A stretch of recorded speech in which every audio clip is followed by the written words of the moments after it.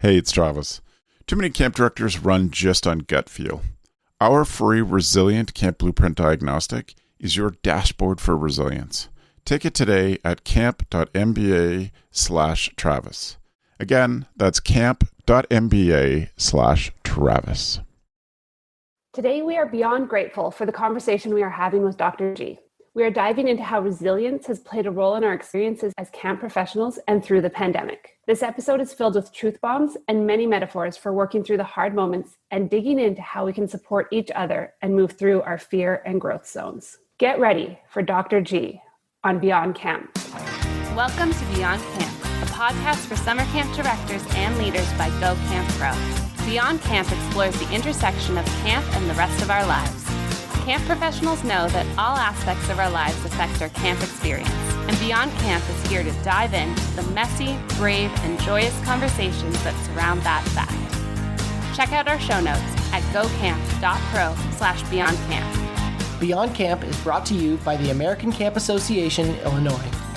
Sending thousands of children from economically disadvantaged households to camp and providing intentional services and programs to today's diverse camp professionals is at the core of the American Camp Association, Illinois' mission. Learn more about upcoming programs by visiting acail.org. Welcome to Beyond Camp, where we explore the intersection of camp and our lives. For too long, camp professionals have referred to camp as being in a bubble, and we are here to burst that bubble. We know that camp intersects with every aspect of our lives, and we're excited to delve into these. I'm your host, Cassie Bloy, and my pronouns are she, her, and I am here on behalf of Rachel as well today as she's off exploring Ontario with her canoe and her paddle, and I am excited to go beyond camp with you. As a reminder, please subscribe to this podcast wherever you find our podcasts, and be sure to check out the show notes at gocamp.pro/beyondcamp. Now, let's dive in. We're here today with resilience expert Deborah Gilboa, MD. You might also know her as Dr. G. She works with families, educators, executives, and businesses to identify the mindset and strategies to turn stress to an advantage. She's a leading media personality seen regularly on Today, Good Morning America, and is the resilience expert for the doctors. She's also featured frequently in the Washington Post, the New Times, Huffington Post, and countless other digital print outlets. Dr. G is board certified and an attending family physician and is fluent in American Sign Language. She lives in Pittsburgh with her 3 boys and has just recently sent one off into the next stage of life.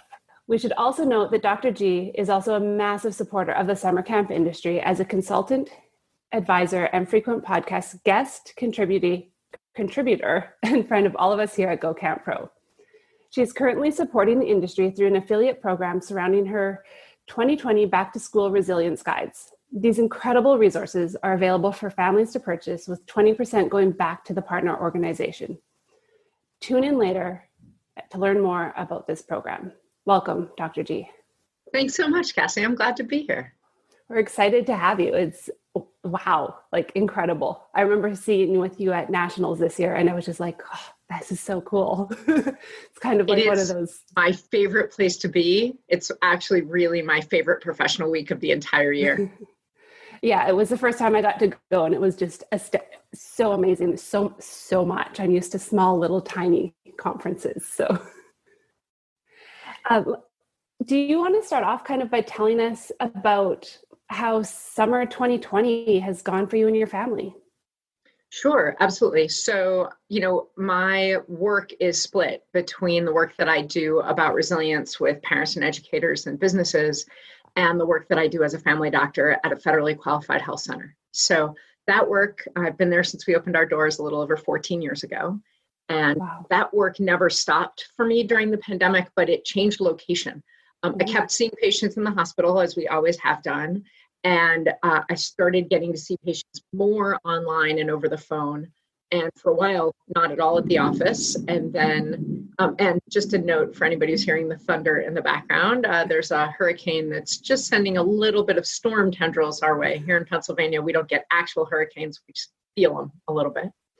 And so we also have always done house calls but we dove into that more as a good solution to patients who really needed to be seen without them having heightened coronavirus exposure by taking 3 buses to get to us and sitting in a waiting room and all of that. So professionally, I've been seeing patients throughout this experience and getting the fun opportunity to question pretty much everything we've ever done and see how we could do it better. So I've really liked professionally the upheaval that I've experienced.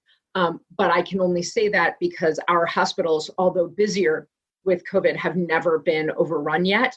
And, I'm saying that at the end of August. So I don't know what will happen. I think we are as well prepared as we can be for what might be coming. Personally, this was the summer that camp didn't happen. And that hits me personally as someone who has spent all or part of every summer at camp since I was 3.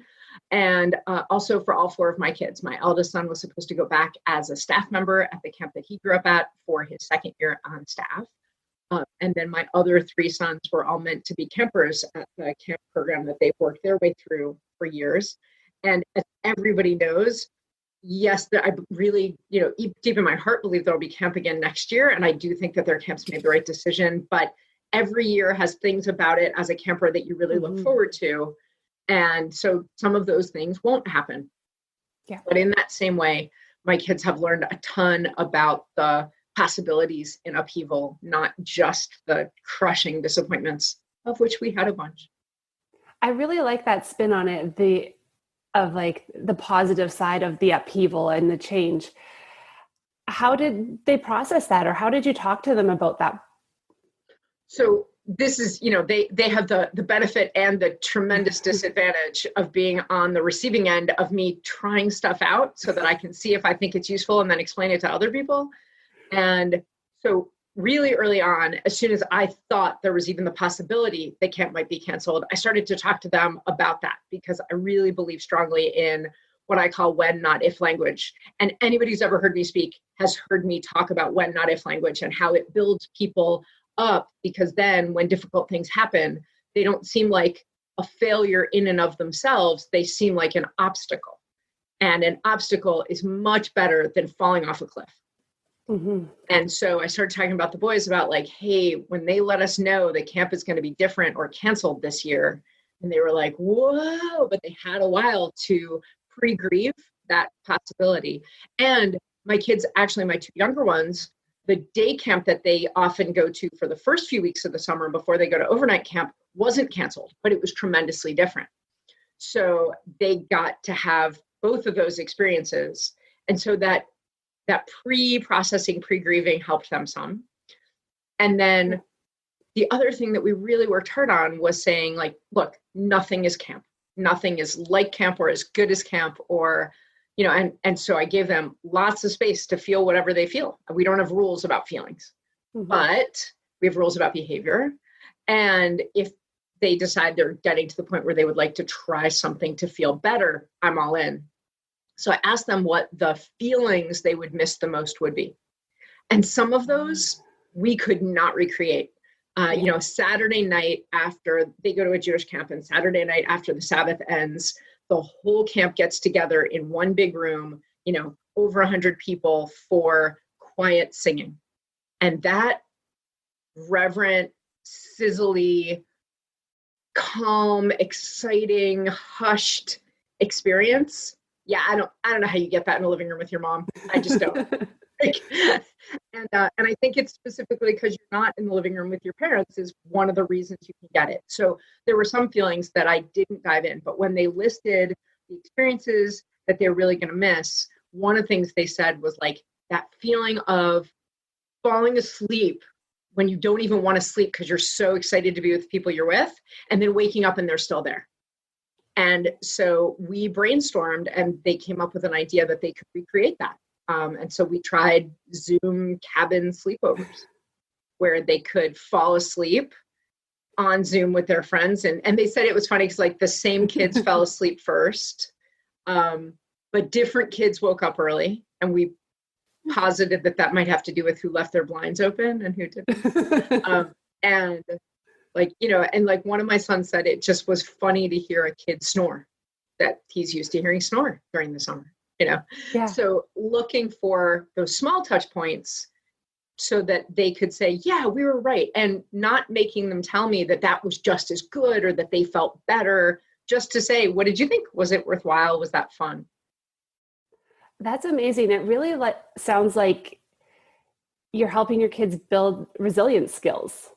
Boy, I hope so. I mean, like when I get really frustrated and I yell at my kids, they will often turn to me and be like, off brand, Dr. G, what are you doing? So, there's no hidden agenda here. It's all out there agenda, big sign, like we're going to be resilient. And if we're not, we're going to try and figure out why. Yeah. And I know resiliency is something that you really speak to a lot. How did you arrive at that piece of who we are as humans being the piece that you really believe in and are passionate about? So I had this fairly epiphany experience at work. So I'm a family doctor, which means I see kids and their parents and sometimes their grandparents and occasionally their great grandparents. And one of the things I love about my work is recognizing the usefulness and the impact of family culture and family dynamics on people's health. So I went into family medicine thinking, that's it, that's the key, it's about your family. And what I learned after just a couple of years in practice is that wasn't quite it. And then I thought, well, obviously it's my diagnosis and my treatment plan that's the key to your health. Nope, that's definitely not it either. And maybe it's my advice. It turns out, no, that's really also not it. What I came to learn over time is that the best predictor of people's quality of life, and I say quality of life rather than health, because it turns out in a lot of research studies that if you give doctors charts of people that they're not going to meet with lists of their problems and their background and their medicines and ask us to guess their quality of life, we are uniformly wrong. We cannot predict. And I would imagine that doctors are no worse at that than anyone. That, like, Cassie, if I profiled somebody for you that you were never going to meet and then asked you to give them a grade on a scale of 1 to 100 of what their quality of life was, you would also be tremendously wrong. So, and quality of life more than health is what most of us are striving for. And so when I look at my patient's quality of life, and when researchers look at it, and when big studies are done, what we find is that resilience is actually the best determinant. And I recognize that intellectually. And then I came to this visceral understanding that camp educators are going to be really familiar with the term growth mindset about learning. And we have this incredible, and it's really only happened in the last 20 years, growth mindset as an industry, certainly, but really educators in general now don't think, well, if a kid's in the lowest reading group in kindergarten, they're just always going to be a bad reader, or they're just dumb. Right? We don't think that anymore. We know that there's this growth mindset about intelligence, about academic pursuits, all that. But we still, I came to realize, as a society, have this fixed mindset about resilience. Have you ever babysat or worked with a kid at camp or whatever, where a parent would say to you, or a camp professional who knew that kid last year will say to you, well, he's just kind of sensitive. Oh, yeah. Right. When you're, let's say you're reading a letter from the parents that says, look, I know he's not a very strong swimmer, but could you please put him in a middle swimming group because he'll be so upset if he's in the lower swimming group. Mm-hmm. And you're like, and you're thinking to yourself, or you might even say out loud in the camp office, what? We're not gonna like red shirt this kid's swimming group or pad this kid's swimming group. And another person who knows him go, well, that kid is really sensitive. And you immediately have a picture in your head of what that means. It's a picture of a kid who is not resilient, who cannot handle what they perceive as criticism or setback or any of that. And we have this fixed mindset about it. And that's bogus, like total shenanigans. We can learn and grow in resilience just as much as we can learn and grow in athletics or academics or singing or anything. And so I got really interested in this idea that, like, okay, if resilience is really important and it can be taught and learned, what are we doing? Why aren't we talking about that? Where's the research? What do people need to know? And what are the obstacles to people doing that? I had this experience in the office one morning, and I don't know if I'd have come to this if it hadn't been so very obvious in that one morning. But I walked in to see a patient who's in her mid-50s who has something called progressive MS. It's a rare type of multiple sclerosis where no matter how bad you get with a flare with MS, normally in the usual type, it's intermittent and relapsing remitting is what it's called. So you get almost back to your baseline after you get well from, and it's not totally well, but after you recover from that flare. With progressive MS, however bad it gets with that flare, that's your new baseline. Yeah. So it's much more aggressive kind of MS. And this woman was college educated, Caucasian woman in her mid 50s. And I walk in to see her, and she's at this point, she relies entirely on a wheelchair. She can't use anything below her shoulders with true accuracy. So she toggles her wheelchair with a toggle by her chin. And I walk in and I say, "Hey, Miss So-and-so, how are you today?" And she says, "Wonderful." And I said, "Tell me what's going on." And I'd been seeing her at this point for about 4 years. She said, "Oh, my grandbaby turned 1 this weekend, and we had a party. He's getting so big, and the flowers by my front door, and I'm going to this concert at the park on Friday night." And we went on and we had our visit. But only maybe 3 patients later that morning, I walked in to see a different woman, also white, also college educated, about the same socioeconomic status. And in her chart, it just says she has some mild low back pain. And I walk in to see her and I say, "Hey, Miss So-and-so, how you doing today?" And she says, "Terrible." I say, "Tell me what's going on." And she said, "Well, my family doesn't understand about my back, and they plan things without considering how this impacts me, and my work doesn't accommodate me." And I said, "Is your pain worse?"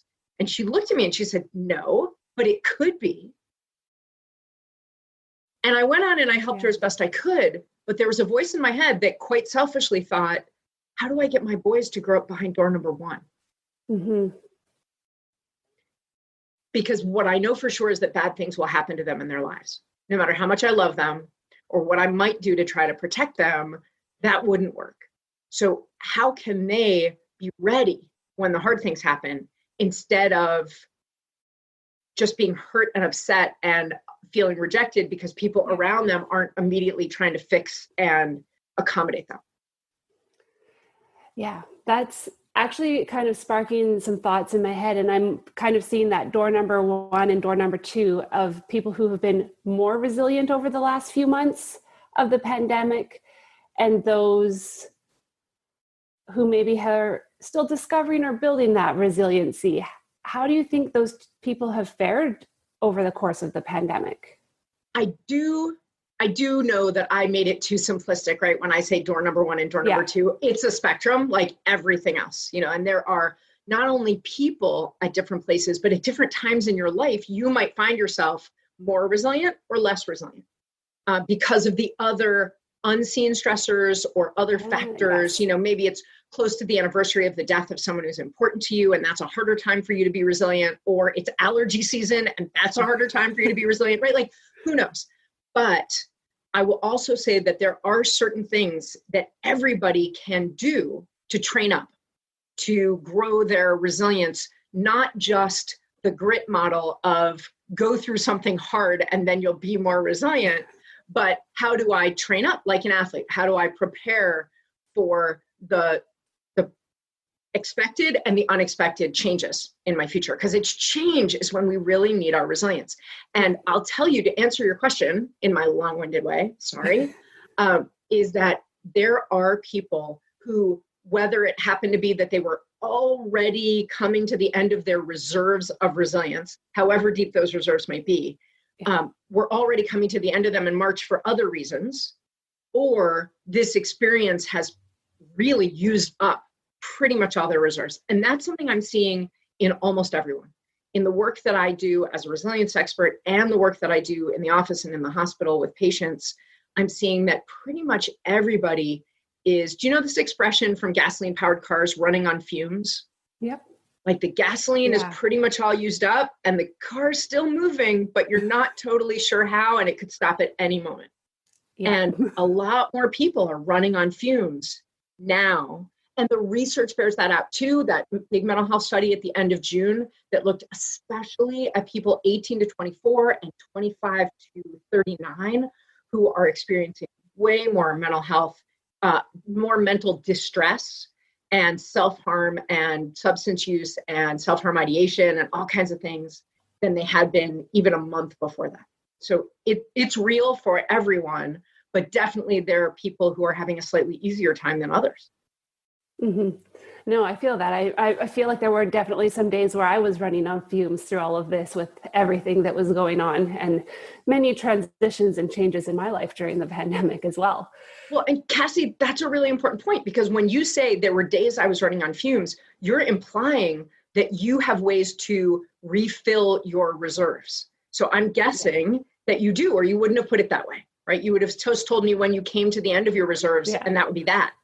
But people who have some strong resilience skills, and camp directors are fantastic at this, camp people in general, we talk a lot about, nature deficit disorder, and how sometimes all I got to do is walk outside or talk to another person who sees the world the way I see it, or paddle somewhere. Like Rachel's off paddling right now. And I hope that really replenishes Rachel's reserves, that skill of recognizing when your reserves are low and knowing some things that reliably replenish you, even if it's just a little bit. It may not be that you get to go to the station and fill the tank all the way, but knowing how to bump that needle up a little bit, that's really, really valuable. Can't be overstated.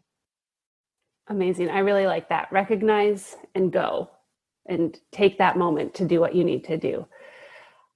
So with your special lens on the summer camp industry, what are some of the common concerns that you're hearing from camp professionals in their communities in regards to the pandemic, resiliency, or just what's coming up on your end? Well, one thing at the end of August that I feel pretty confident that I can say that I think is good news is that a lot of camp professionals worried strongly that if anybody had camp and anybody got sick, the entire camp industry would implode, meaning nobody would ever trust camp again.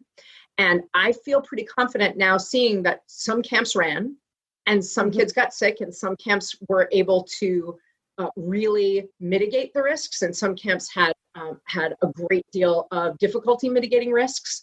And we have not all, in general, in the press, for certain family here or there, a certain community, it may be different, but in general, nationally, internationally, I have not seen huge blowback and pushback against the camp industry for shutting down or for trying to persist.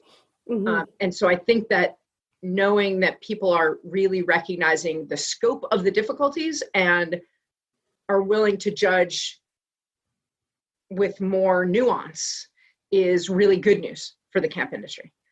Certainly, I think that the financial concerns that people have about what the lost revenue this year meant and the uncertainty about next year, those, I think that, to use another metaphor, I think that hand of cards hasn't played out yet. We just don't know exactly what that's going to mean. It's going to mean different things for different people. But just like we were saying early in the pandemic, that, if we were able to have camp, every parent would want to send their kids because they could so see the value and the difficulty. Like, wow, everybody, Shonda Rhimes, who's the showrunner for Scandal and Grey's Anatomy, she tweeted after 1 week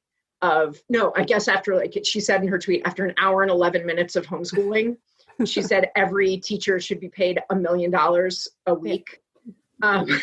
So that appreciation, that gratitude, and that deeper understanding of what people who take kids on for days at a time do, I do think that will persist. I don't think that as a community or as individual families, we're going to forget the wow factor of like, this is hard and you do this so well. So I think that we can grow people's appreciation. I think that there's a lesson for camps, and something that selfishly, again, I've been talking about this for years, but I think that camps forget the value of authenticity and some transparency.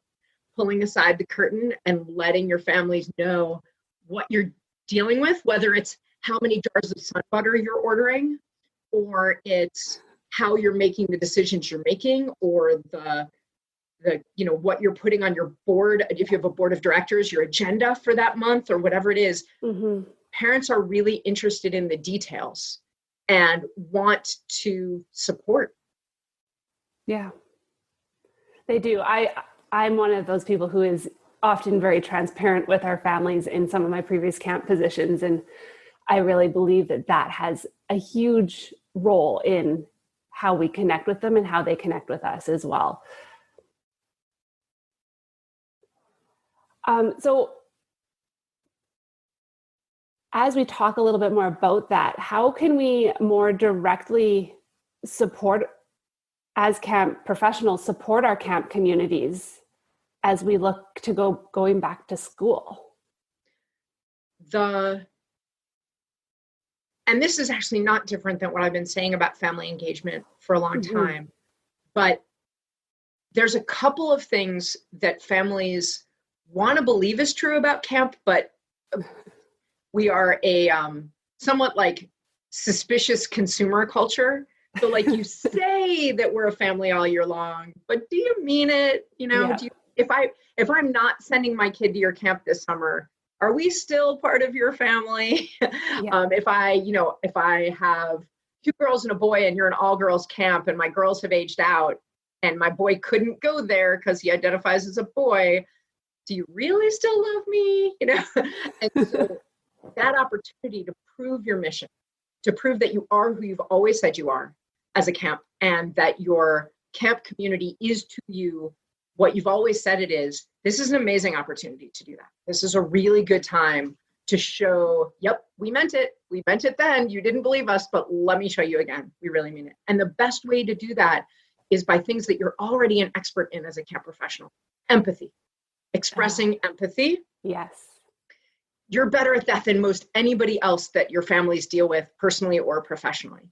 So now I did recently see a camp, and this is a weird tangent, but I did see a camp put up a coffee and wine meme on their page, like coffee, you know, like a coach saying like coffee, you're on the bench, wine, suit up. I don't want you to promote values that don't match your camp's values, even in your empathy and in your humor.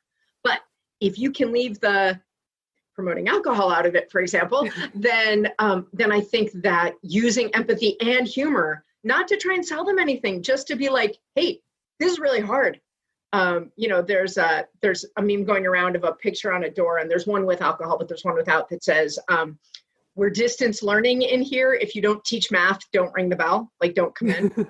That could really make your families laugh and be more happy to see your Instagram feed come across their Instagram on their phone, because now they know there's probably not going to be a picture of their kid, which is why they were watching your Instagram feed. But now there's something that made them feel seen or understood. So empathy is a great way to do it. Another, and there's 2 more. The second is curating resources that you believe in. Yeah. An example I always give is Common Sense Media. I think you cannot go wrong curating content from Common Sense Media. They help parents rate movies and YouTubers and memes and games and all the things. And they give parents, they have a kid rating and a parent rating and a really in-depth look at whatever it is, so that the parents can just help know if the content their kids want to take in is reasonable in their framework. So curating content that you believe in, pointing them towards resources that you're like, wow, I didn't know this was a thing. Some camps were amazing at this with all of the virtual stuff that was being offered for free last year. All the camp pages I follow, I learned tons of things my kids could get on and watch. And then the third thing is showing off your expertise. I did a lot of presentations at the beginning of the summer about this for camps, where I helped them see, for example, you know how to help kids navigate boredom. Yeah. Both by giving them some activities they could do and also just showing empathy. Yeah, you're bored. What are you going to do? So you could teach me as a parent to navigate boredom better. You could teach me as a parent to get my kid to sweep the kitchen. You could teach me, help me, support me as a parent as I try to get my children to try something new. Camps are expert at that. You get kids to try new things all the time. So, and you're great at building connection. Thinking outside the box, creative problem solving, getting kids to try and solve their own problems. So really look to what you're good at that you wish parents could learn from you and teach them. Just say, hey, we're going to give are your kids back to school and you're really seeing the bickering increase, or you're having trouble with bedtime? I think that's a right now problem. That's a September issue for a lot of families, is we haven't stressed bedtime for months. And now we have to, or mornings are going to be unbearable. Yes. And camp is really good at getting kids who don't want to go to bed. So as an industry, Now, I understand you might be a day camp, but you still know how to do this. So you could say, hey, we're going to have a bedtime strategies Facebook Live. Bring your kids, and anything you can make co-viewing that they can bring their kids. Their kids will want to come because it's camp. And then they can throw you under the bus. Well, Cassie said, you heard Cassie say, okay.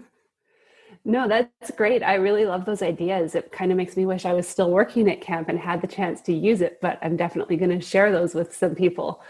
And hopefully our listeners here as well will take those notes and get on it, because and for everybody who has been a camp person and is now looking at other things or doing other things, don't forget your expertise. I don't just mean in like reaching out to families that you care about. I mean, in your current job, what is something that if they knew about from camp, right? Like if you could just pluck something from the camp world and just sneak it in, like the zucchini and the chocolate chip zucchini bread for your new employer or your new working situation, what would it be? And then own that. You are an expert at that. It might shock you to know that not everybody's good at icebreakers. Or not everybody's good at fun. You are probably a fun expert compared to everybody you now work with. I had this experience where I went from being in theater. I went to undergrad for theater, and I worked in Actors Equity Association in theater for about 6 years before I decided to go to med school. And then I got to med school and I discovered that people in the medical field, not all of them, obviously, but a lot of them are really bad at public speaking. Like they get up in front of a group and they're terrible. I mean, not just like not good. I mean, like remarkably bad at it. And I was shocked. And also they didn't like it or want to do it.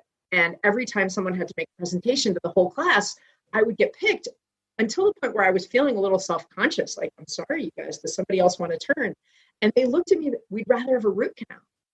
So and it didn't matter if I wasn't even very good at it, I was still better than 95% of the people there. So you may not recognize what you excel at in this new place. You may not value or think they will value your fun or your problem solving or your meeting organization or your event planning or your logistics abilities, but they will. And I don't want you to think, well, that was something that was valued in the camp world, but it doesn't have a place here. It does. It really, really, really does. Amazing.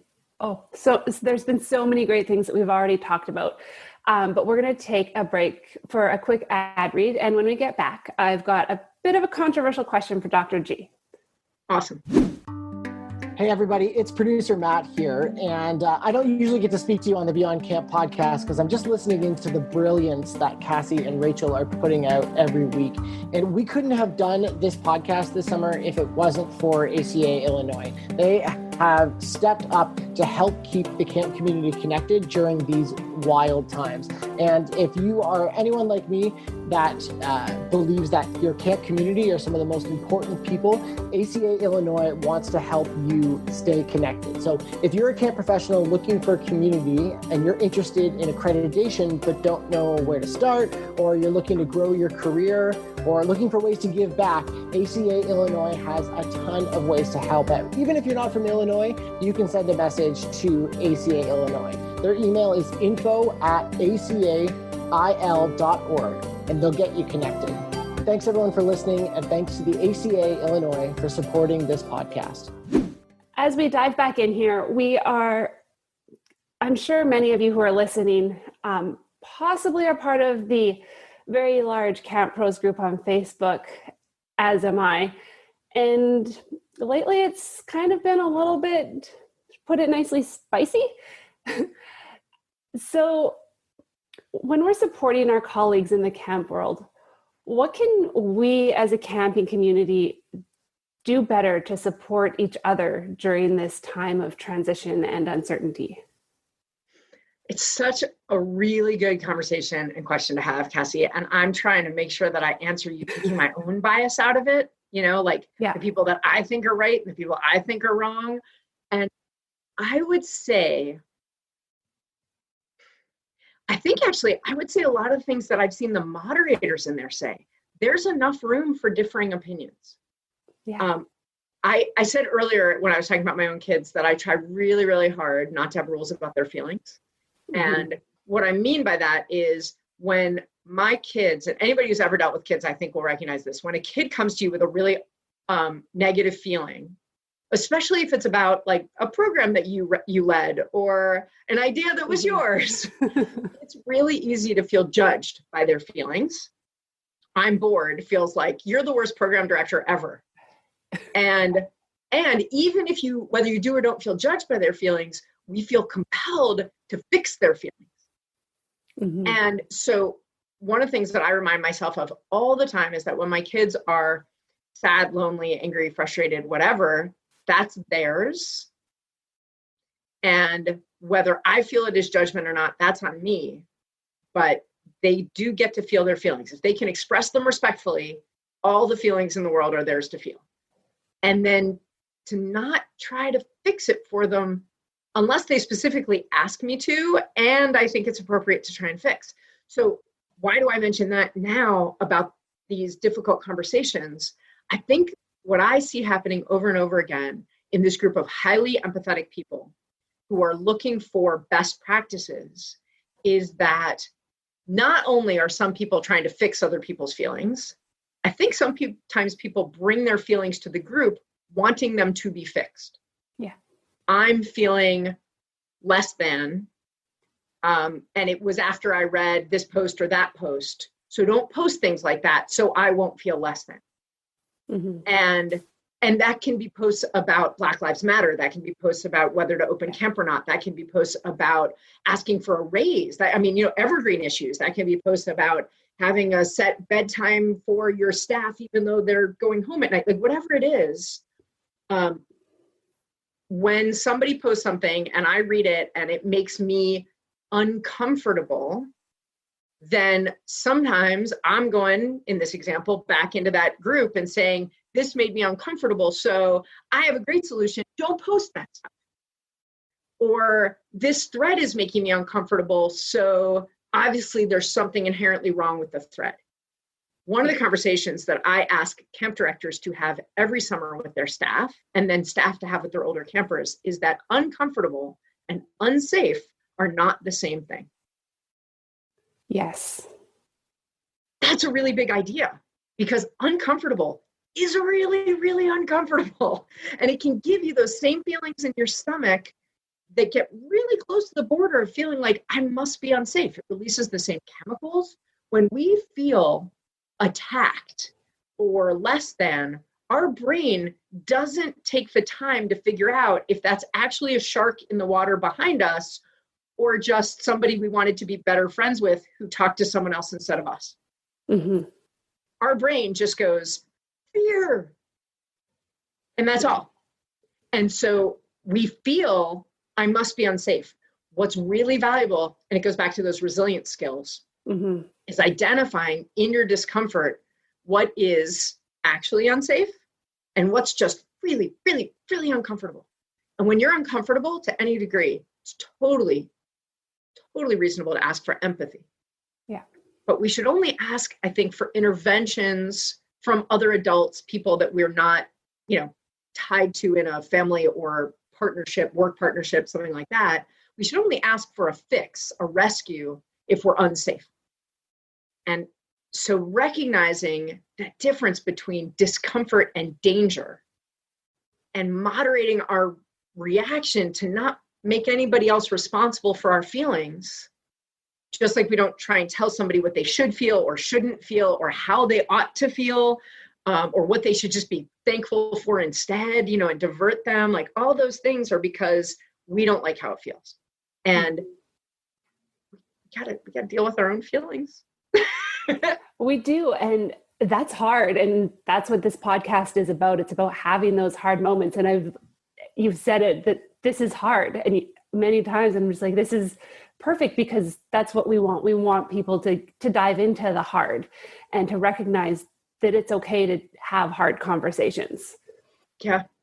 So what else can we do to support them?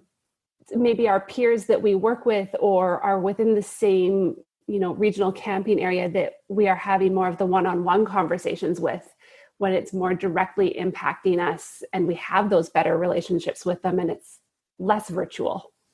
Every time we can take anything out of the closer you can get, meaning leaving a voice message for somebody instead of texting, or picking up and getting on the phone with them so it's in real time, gives us more oxytocin and dopamine than just a voice message. And getting on a video call gives us more oxytocin and dopamine than just the phone call, right? So there's lots of ways to deepen and strengthen connection, to build resilience, to make our empathy feel more authentic. I don't care how much I believe in you and trust our relationship. Sometimes texts are just hard to get the right tone. And if you're feeling already kind of twitchy, like maybe Cassie's not going to understand or she's going to think I'm being ridiculous, it's really easy for me to read whatever text you send back with that tone that was in my head, that's a reflection of what I'm worried about and has nothing to do with what you're thinking. I got an amazing DM yesterday. I saw somebody put up a t-shirt that they'd bought that was somewhat political and snarky, and I thought it was hilarious. And I clicked laugh and I moved on. And about an hour and a half later, I got a direct message from that person.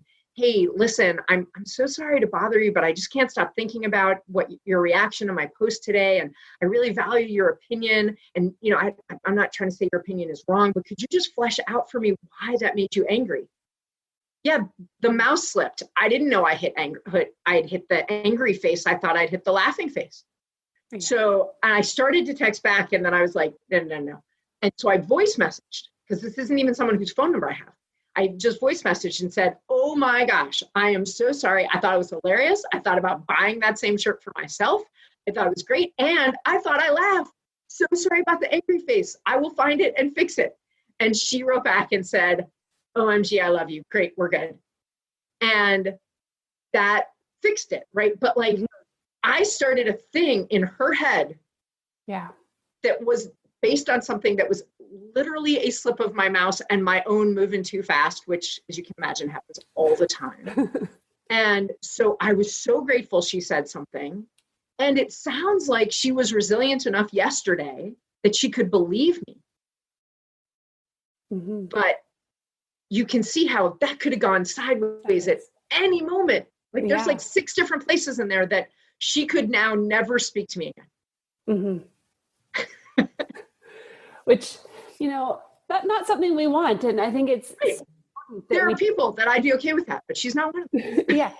I also think it's so important that you take that moment of connection was had, that those 30 seconds of your time became something very valuable and a new connection point as well. And chances are we'll have a deeper friendship now because of it. Mm-hmm.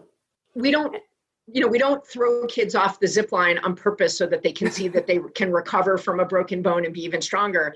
And, the bone is actually stronger once it heals from the break in that spot than it was before. So I'm just going to strengthen your bone. One of my sons, when he was 5, he broke his collarbone, and he can still feel where it healed. And so one of his brothers was like, well, should we break all your bones so that they'll be even, you'll be like a superhero? And no, we don't do that.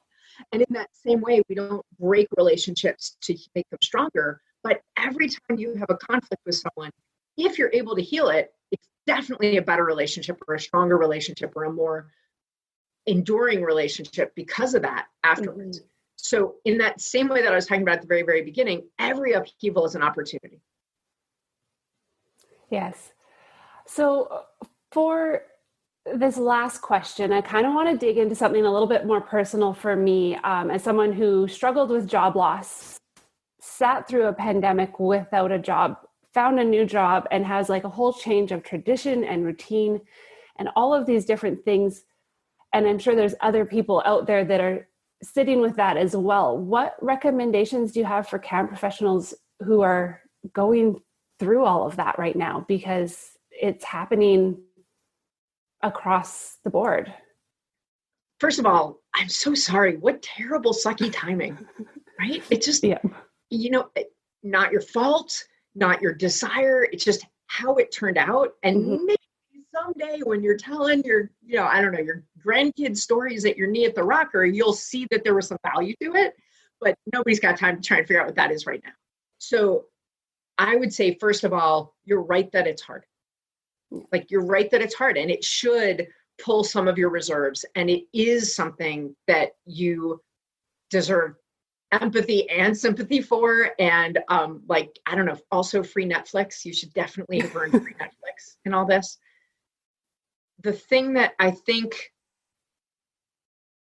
in addition to figuring out where you actually get your cup filled up, not where you think you should. You know, I've heard lots of people reach out and be like, I know I should exercise, but it doesn't actually make me feel better. I'm like, if it doesn't make you feel better, it doesn't make you feel better. Right? So instead of the shoulds, I really, really encourage you to actually figure out what's true for you. If you feel like it should make you feel better to get on the phone with your sibling, but it never does, do that less then, you know, don't do that so much. And recognize what's true for you. But also, I would say, so there's this quote, and it's attributed to Winston Churchill. It was definitely said by Rahm Emanuel in the election or after the financial upheaval in 2008. It's never waste a good crisis. And I don't mean by that, like, be grateful for this difficulty or, you know, you should be, I don't know, like creating the new banana bread that everyone wants to bake. I just mean, and everything that baking banana bread now implies in our culture. I simply mean, my mom of blessed memory used to say, if you're still breathing, you have choices. You may not like any of them, but you have them. Mm-hmm. And every single time we go through a change, any change, that's when we need our resilience, right? I mentioned that earlier. And the first three things that your brain does when you go through a change, even if it's a change you wanted, even if it's a change you applied for and interviewed for and got, your brain first does three unpleasant things. It counts your loss. What won't I have? Even if it's just time to watch Netflix, but like, it counts your loss. It goes through a period of distrust. Is this thing really going to happen? Is it really necessary? Do I really want this? And then if you're able to move through the distrust, it goes to discomfort. It's no better, right? I mean, maybe it's a little better, and there's still a piece of you back in loss, and there's still a piece of you in distrust, and you're mostly in discomfort. What you don't like about it is what your brain recognizes first. And all of that is really good to keep you safe, but it's not good to keep you comfortable, and it's not good to make you feel optimistic. You start to turn the corner and act in a resilient way as soon as you recognize that you do have choices. Like my mom said, you may not like any of them, but you do have some. Because as soon as you realize that there are some things in your control and you pick one, you choose one and do whatever that thing is, then you're engaging. Yeah. Any kind of engagement is inherently resilient. That doesn't mean every coping mechanism is inherently resilient. You know, if what you engage in is crack cocaine, sorry, not resilient. But anything that you engage in that's not dangerous or counter to your own ethics is inherently acting resiliently, and you will get back towards the last goal in that cycle that I've identified about change is reunification. And it's not reunification with a particular job or even with a particular group of people. It's reunification with yourself, with your sense of who you are and who you want to be and who you're aiming for in yourself. Yeah. So what I would say to you is, in any aspect, and start with small bites, right? Like maybe it is about self-care, or maybe it's about people you want to feel more connected to, or maybe it's about exploring what your educational or work options are. I don't know, but whatever it is, if you can give yourself real empathy and space for your loss and your distrust and your discomfort, and not instead of, like, you can have some game pieces on that part of the board, and move a game piece onto choice and figure out what you can choose from, what seems like the best of those options, and try it, then you will bit by bit notice that you are engaging, you are reunifying with who it is you're trying to be. Amazing. I love that so much. And it speaks to me so well. I can definitely say that I've sat in all of those spots recently. And we won't be done. Even as we start to open up, that's a change. And we'll experience loss and distrust and discomfort about those things. But I talked about how you can train up. The more changes you go through intentionally, I don't mean like you plan the change. I mean, you handle the change thinking about, okay, this makes me uncomfortable, but that's a choice and I'm going to try that. Every time you go through that cycle on purpose, you get more resilient. And the next time you encounter a change, you're likely to feel less flattened by it. I actually made this circle of into a game board. I have it on my site, and you can print it out, and you can take little game pieces and big game pieces and write down on a Post-it what the change is that you're thinking about and where you are. Like, I've got a little piece in loss, but I can put a bigger piece over here in discomfort now, and I can put a little piece up there in engagement, and to think about all those pieces and parts of you and honor those, but also move them forward on the game board. I think we're going to go find that. I see Matt making some notes here in our show notes, so we'll make sure that that is linked for all of our listeners to be able to find and access really easily. But we want to take a moment to thank you, Dr. G. We're so grateful not only for this conversation, but for the support that you've provided to the camp industry as a whole over the years. And I wanted to give you some time and space to tell us a little bit more about your 2020 Back to School Resiliency Guide. Thank you. I appreciate it. And I have to say, everything I get to do in the camp world really fills my cup. Camp for sure made me who I am. All the parts of myself that I like, I learned at camp. And I couldn't have raised my kids to be the guys they're turning out to be without camp in their lives. And so it's the best of, I always say, and I mean, there's two kinds of people in the world. There's camp people and the people who never got the opportunity to be camp people. Yeah. And I'm so grateful to be a camp person. And because of that, and because of how amazing the opportunities have been for me to get to work with and know a lot of people in the camp world, some camp directors said to me, hey, do you have anything out there that we could give to our parents, because we don't know what to tell them about how to navigate all of their stress and difficulty about back to school this year. And what I keep saying in interviews is the 2020-2021 school year is not ruined. It's not ruined. It's different. But as every camp person knows, different is hard, but not necessarily bad. So this group of resources that I created, I was just selling to parents, and then recognized that there was an opportunity for me to give back to the camp world. Anybody who wants to can, I'm happy to give you the links for your show notes, can get onto a page on my site and sign up. And all you do is sign up and get your own link to this resilience guide, which is 19 resources for parents. It drops like a season of Netflix. They can pick among it. There's resources in there about how to help your kids navigate their social life in the COVID world, how to keep kids safe emotionally and physically well if they're at school, emotionally and physically well if they're distance learning. There's resources about how to talk to kids about screen time now, when it's no longer just entertainment. It's like everything. Yeah. How to rewire your rules for screen time so it can stop being an argument. There's also guides about how to talk to and partner with your kids' educators when this year, whether your child is at home or at school, you're likely to never meet their teachers. And that's a big change. Yeah. So all kinds of resources for kids who are athletes and artists and their activities and how can they feel their own sense of identity. In any case, what camps can do is sign up to have a link. And if you let your families know about these resources, anybody who buys one, your camp gets 20% of what I earn from that. And I would love to have more camps. I already have a bunch of camps engaged in that, and I'm really glad that they are. And they are great at reaching their families. I recognize that you're putting a great deal of trust in me because you're probably not going to spend the hours to go through every single resource I'm offering. Please reach out to me if you want to talk to some other camp directors who've decided this is the right thing to do, and you can ask them why without me involved in the conversation. I'm happy to make those connections. Wonderful. And we will make sure we toss that in our show notes as well, and make sure that we let our camp people know that this is out there and share it with them.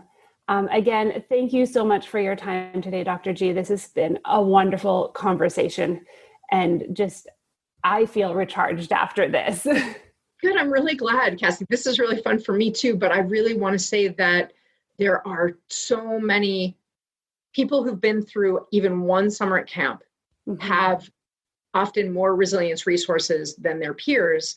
And that can feel like a reason to not complain and to not honor your own struggle. And I really hope that people are hearing today that you can do both. You can handle things well and be having a really hard time, and that the people who care about you want to know about the hard time that you're having. Exactly. Thank you for sharing that with us. How can our listeners reach you if they are looking for more information or to have a conversation? Super easy. My website is askdrg.com, and there's contact stuff on the site. I hope that you'll reach out. Excellent. We want to thank everyone for joining us beyond camp. We hope that you were able to connect and reflect with us as we journey beyond the property lines and bring camp with us into our day-to-day. As a wrap up today, I want you to be able to reach out and connect with us. So you can reach me, Cassie, at cassie.bloy@stephanricard.ca. And please remember to check out our show notes at gocamp.pro/beyondcamp. Again, a great big thank you to Dr. G for spending this time with us today, to the team at GoCamp Pro for holding space for these conversations for us, to the team at ACA Illinois for their sponsorship and support of this idea, to our producer Matt for keeping me online today and keep moving us forward, and for you, our listeners, for making the time to listen. Your dedication and willingness to sit with us in these conversations keeps us moving forward. Beyond Camp is part of the GoCamp Pro podcast network. Check out all other podcasts at gocamp.pro/podcasts. Go well and safely, friends. We'll be here with you next week for our final episode of Season 1. Thanks for tuning in to this episode. Beyond Camp is a part of GoCamp Pro and the GoCamp Pro podcast network. Find a podcast for camp professionals of every age and stage at gocamp.pro/podcast. Thanks for listening, friends. Hey, Camp Pros. We love that our industry is built on sharing. In order to foster that spirit, if you've gotten even one good idea from a GoCamp Pro podcast, masterclass, from the Summer Camp Professionals group, a conference, or wherever else, we ask that you give credit where credit is due. That way, it'll encourage camp pros to keep freely sharing their ideas and make the camp industry as a whole better. Hey, it's Travis. Camp directors often tell me they're just too tired to take on anything new. That's exactly why my free Resilient Camp Blueprint Diagnostic exists. It doesn't add work, it shows you progress. Quick, free, repeatable, you'll know if your systems are paying off without the guesswork. Try it today at camp.mba/Travis. That's camp.mba/Travis.